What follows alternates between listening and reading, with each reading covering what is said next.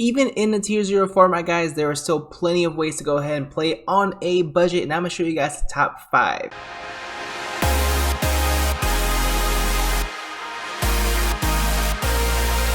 Yo, what is going on, you guys? BashtianYgo here, and today I want to talk to you guys about the top 5 best budget decks that you guys can play today in this current tier 0 format and still win. Now, these decks have proven track records from previous regionals, either from before or currently, and they are still topping regional events. So these guys are not going to be the typical decks you might see at your locals where you guys could go up against Grand Maju, some nonsense. Although I did see Grand Maju did, I think, top or win a regional recently. That was crazy.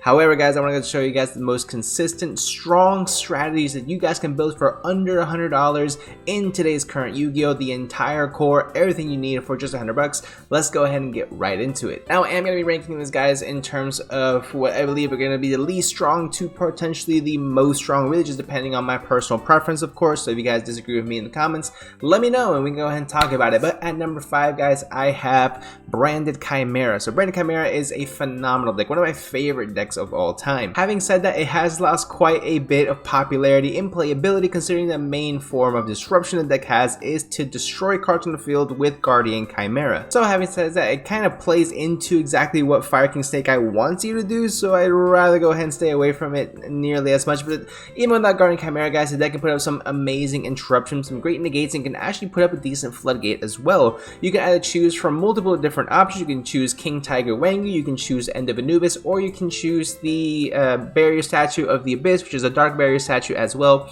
Anyone that you can go ahead and summon out on your opponent's turn during their, they believe it was standby phase, draw phase, to completely stop their plays. So that's a fantastic thing you can definitely go ahead and do to go ahead and prevent your opponent from continuing on in their game, but a phenomenal strategy nonetheless. You can go ahead and take advantage of the really powerful and very strong Branded engine, which is probably one of the best counters to the current best deck as well. Take advantage of that along with getting yourself a few more key pieces here and there to go ahead and play around with. I think it's a phenomenal strategy and definitely worthy of a spot on this list. Starting at number 4, guys, I have Sword Soul. Now, Sword Soul has been one of the best decks of the format. Previously, it has kind of always just stayed around, never really been hit, except for, of course, that one really unfair card that you just summon and auto win. I completely forgot the card's name is blanking me right now, but essentially, besides that, the deck is completely untouched. Sword Soul is still a phenomenal strategy, especially if you're on a budget. It's a very linear deck to go ahead and learn, but it has some amazing combo lists that you can learn, of course, as you play more with the deck and master the deck as well.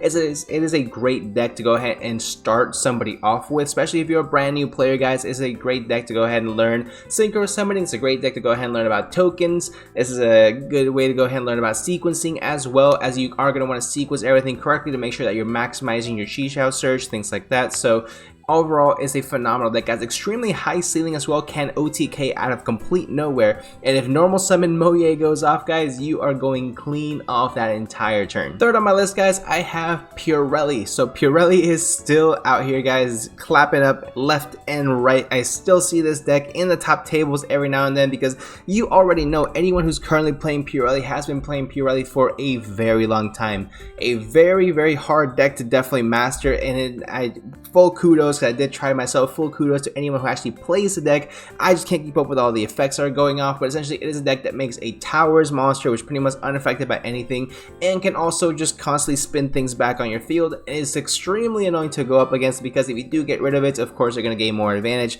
from the field spell and continuous spell, and just pretty much reload everything from the graveyard and do the exact same thing against you next turn whilst breaking your board.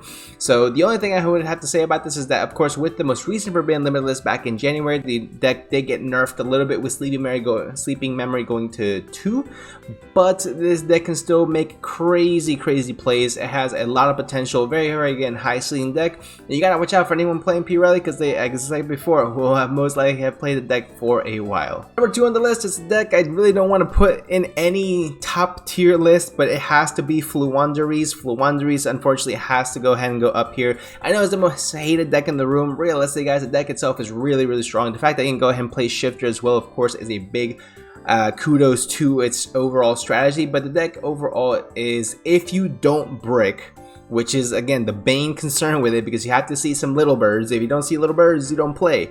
But if you see a little bird, no matter what little bird it is, then you should be good to go ahead and go full combo, normal summon, Eaglin, pass, whatever it might be, tributing your opponent's cards left and right. That overall is a great strategy and plays around a lot of stuff that meta decks go up against. For example, things that would negate special summoning. The deck does not special summon at all, so you're perfectly fine.